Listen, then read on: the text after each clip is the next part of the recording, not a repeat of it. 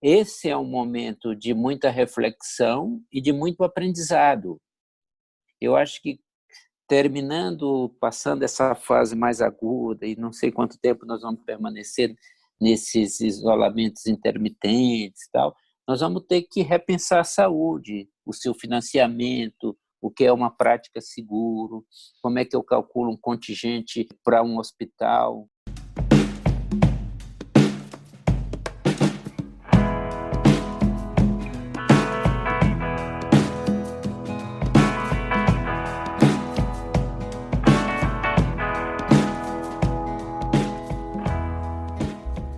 Salve, mundo do conhecimento! Esse é mais um podcast do Medicina do Conhecimento. Ciência e informação a qualquer momento, em todo lugar. Eu sou Pablo Guzmán, o anestesiador. E como compartilhar é multiplicar, seguimos com as dicas de conhecimento, entrevistas com notáveis de vários assuntos da atualidade.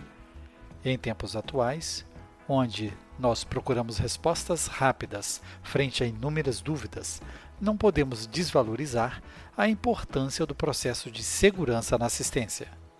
Conversamos com o Dr. José Ribamar Branco, diretor executivo do Instituto Brasileiro de Segurança do Paciente, infectologista, já foi diretor clínico do Hospital São Camilo Santana e presidente da Sociedade Brasileira de Medicina Hiperbárica.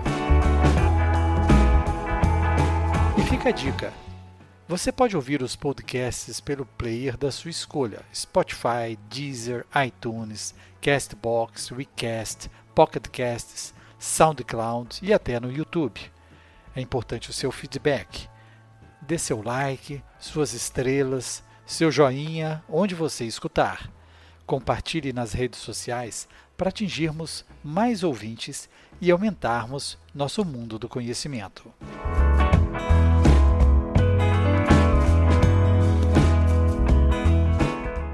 Dr. Branco, obrigado pela sua disponibilidade em conversar com os ouvintes do Medicina do Conhecimento. Olá, tudo bem?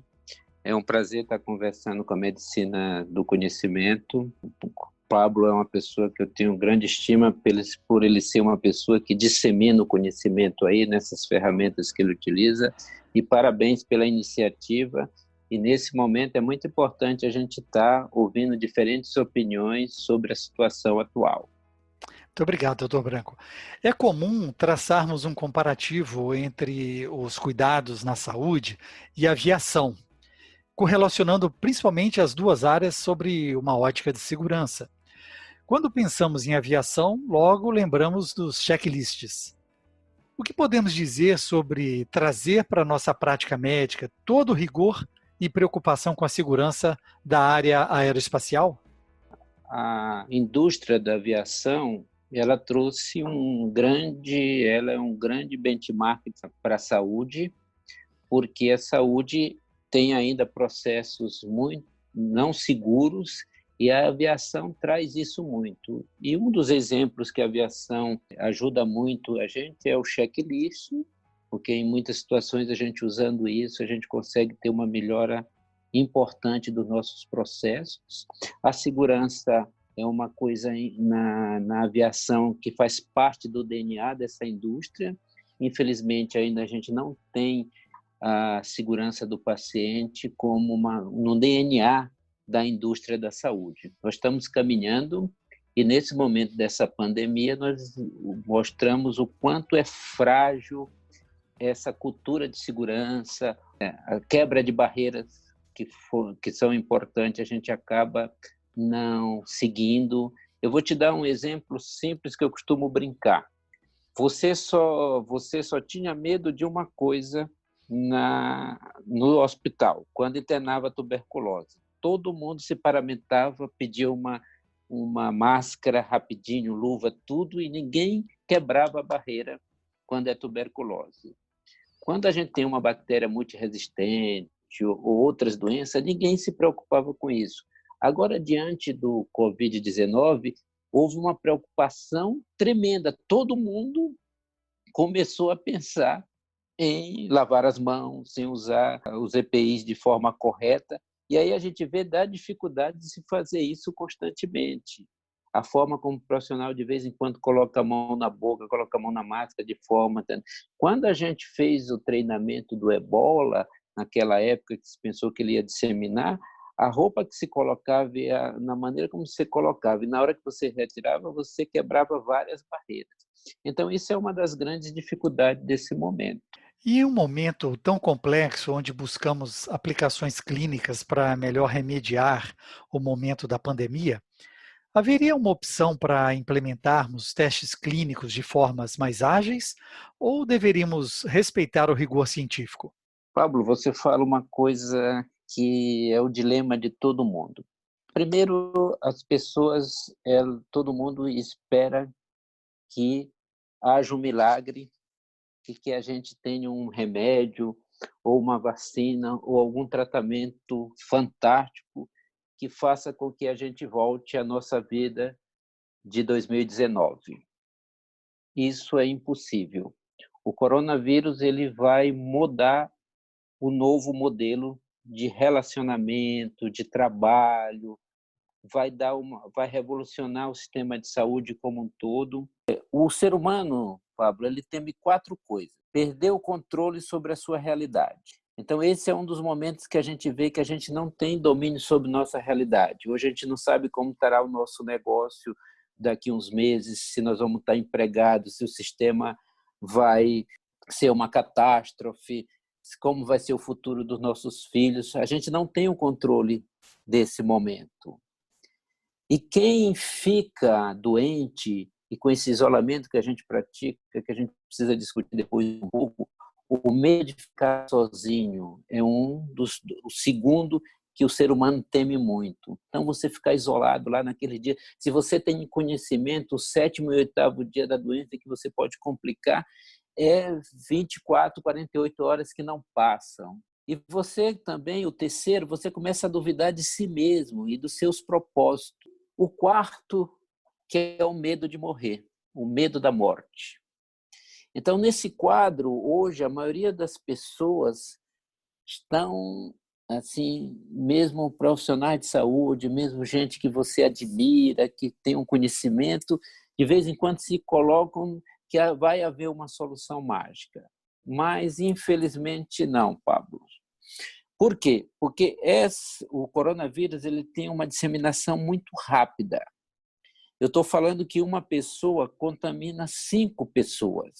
Quando eu estou no transporte público de grande mar, no horário de pico, eu tenho uma disseminação muito rápida. Por isso que está se fazendo esse isolamento social. É a única forma da gente barrar.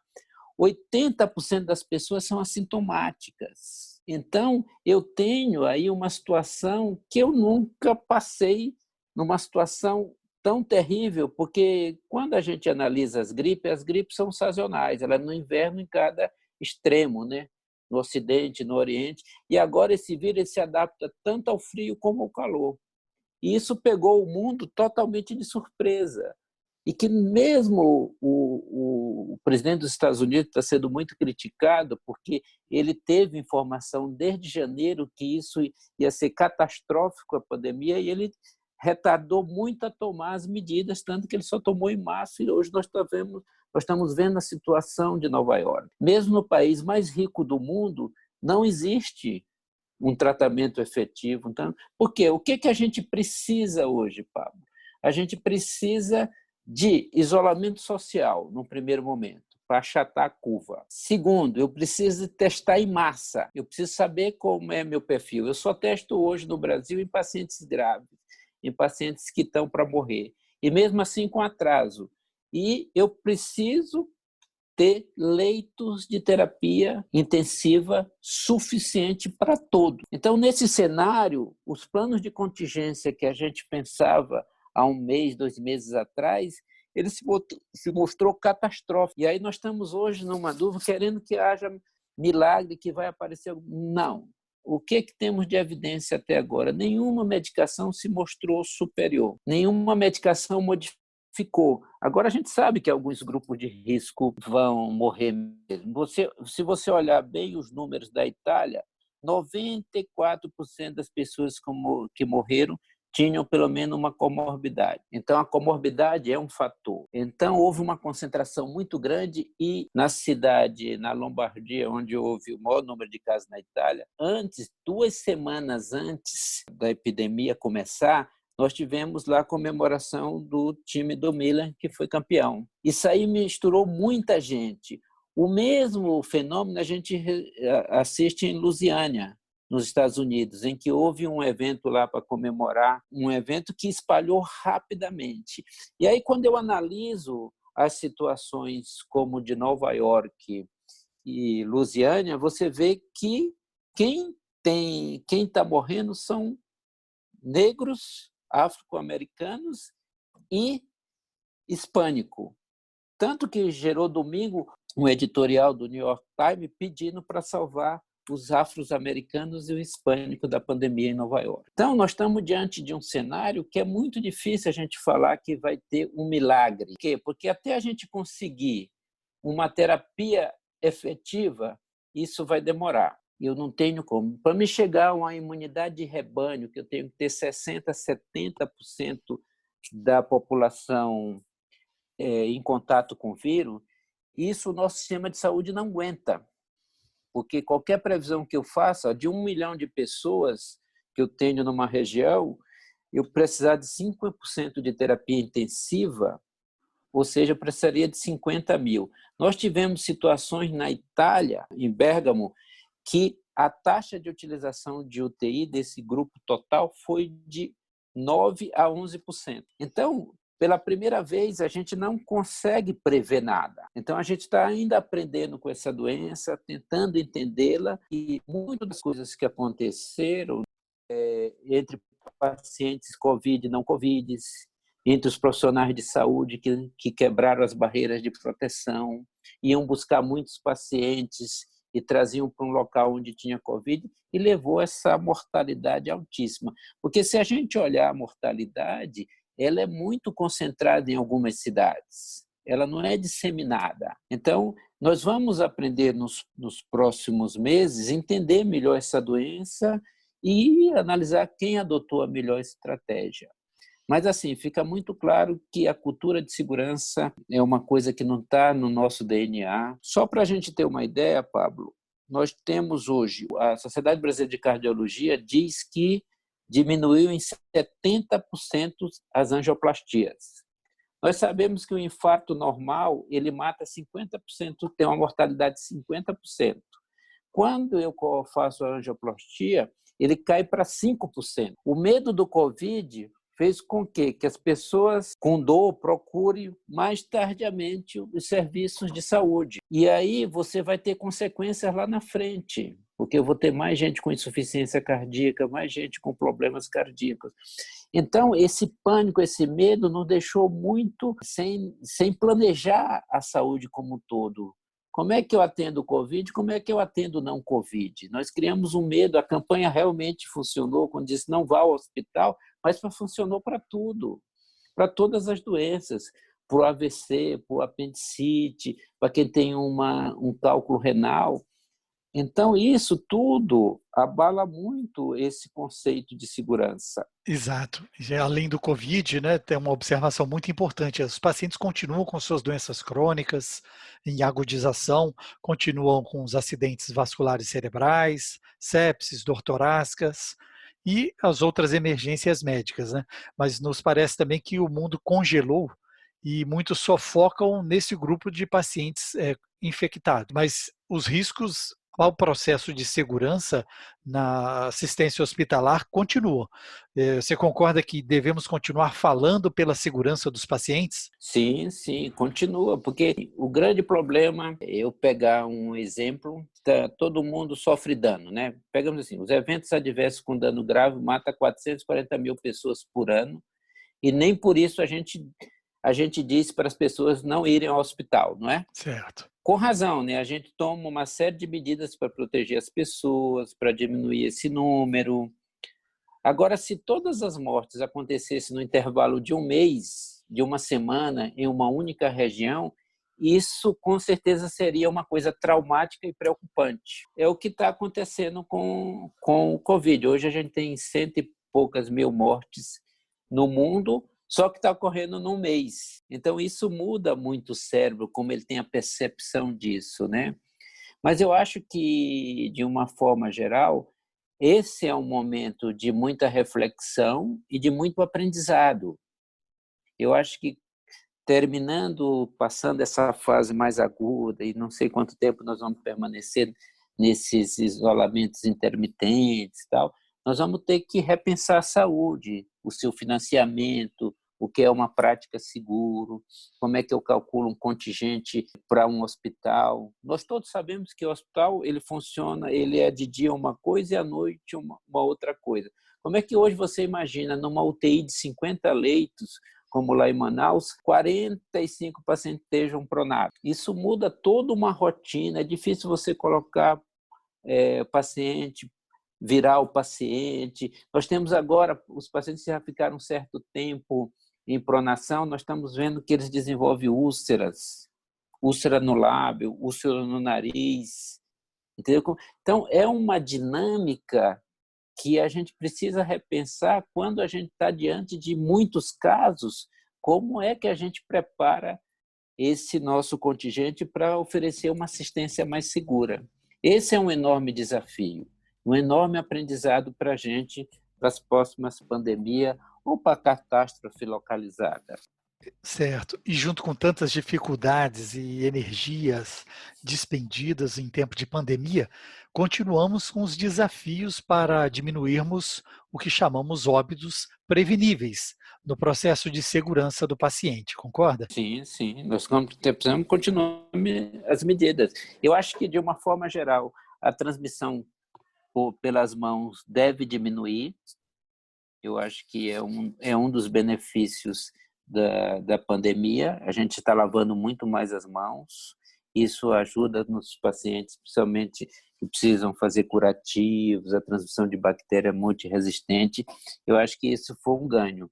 Mas, assim, a gente precisa melhorar os nossos cuidados com pneumonia relacionada à ventilação mecânica, a gente precisa estudar a mortalidade desses pacientes, porque tem uma coisa, Pablo, nessa epidemia que a gente já tem alguns sinais, por exemplo, o paciente de Nova York, a população tem uma renda nem sempre tão grande, então ou ele não tem plano de saúde, ou ele tem um plano de saúde que ele precisa desembolsar um certo dinheiro para pagar a conta final, e eles demoraram muito aí para os hospitais, além do colapso do sistema de saúde como um todo.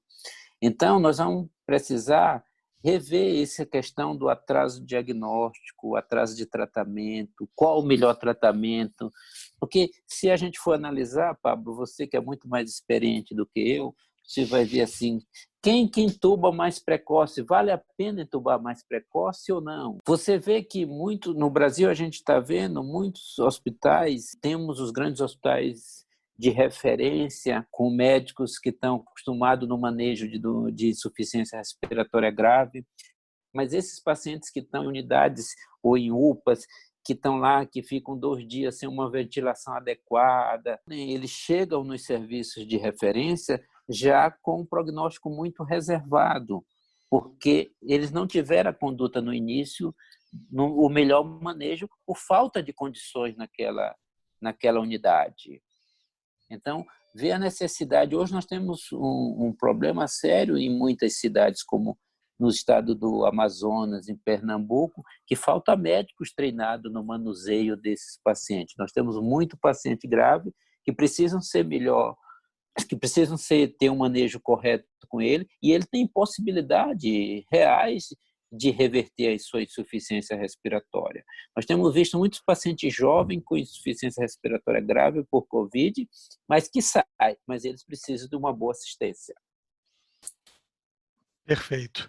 Concordo plenamente. E qual seria a sua mensagem positiva para toda a equipe da saúde que continua na linha de frente, realmente enfrentando esses desafios e tentando proporcionar o melhor na qualidade da assistência para os nossos pacientes? Para as pessoas que ainda nas cidades ou nas localidades onde não chegou o Covid, eu aconselho você se preparar para o pior cenário.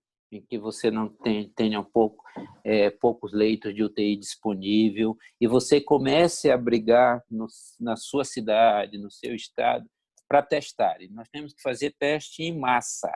Pega um empresário que queira doar, vamos fazer campanha, mas vamos testar para a gente conhecer a realidade nossa. Acompanhe hoje quantas insuficiências respiratórias agudas graves estão internadas na sua UTI, como mudou esse perfil nos últimos meses. E veja quantos leitos disponíveis tem a sua região, porque aí você consegue ajudar. Não adianta você ficar esperando passivamente. Nesse momento em que a gente está trabalhando no escuro no Brasil, em que a política está mais forte do que uma coordenação, em que você tem um comando único, que você gerencia esse leito de forma adequada, o número de funcionários, nós estamos ainda brigando. Então, esse é um momento de reflexão em que a gente precisa. É um quadro grave, mas pode ser gerenciado com segurança da assistência, com humildade e, principalmente, olhando os indicadores que a gente tem disponível. Ok. Muito obrigado, Dr. Branco, por essa reflexão em função dessa experiência não só na gestão, como também na assistência. É uma visão realmente que analisa aspectos importantes na nossa batalha nessa pandemia que muito ainda devemos encontrar pela frente. Escute mais pelas plataformas e ouça mais podcasts pelo Spotify, iTunes, SoundCloud, YouTube. Escute a rádio web Medicina do Conhecimento pelo link www.medicinadoconhecimento.com.br. Na Medicina do Conhecimento, você escolhe o player da sua preferência. Não deixe de dar o seu feedback. Compartilhe nas suas redes sociais e deixe seu like. Isso ajuda na divulgação do nosso projeto. Além disso, entre em contato e você pode sugerir o próximo tema. Fique ligado nas redes sociais, Twitter, Facebook e Instagram, Medicina do Conhecimento. Afinal, compartilhar é multiplicar.